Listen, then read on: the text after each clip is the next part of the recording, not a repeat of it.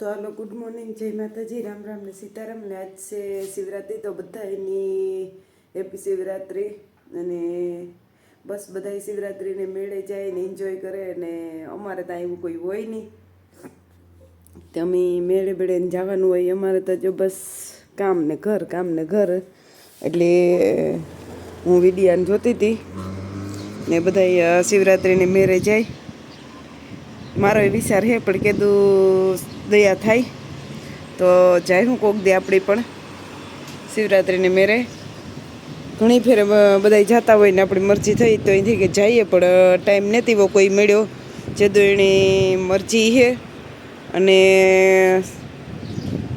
જ્યારે એને ઓલા નજીક એ છે ને જવાનું તારે જ થાય, ત્યાં સુધી નહીં થાય.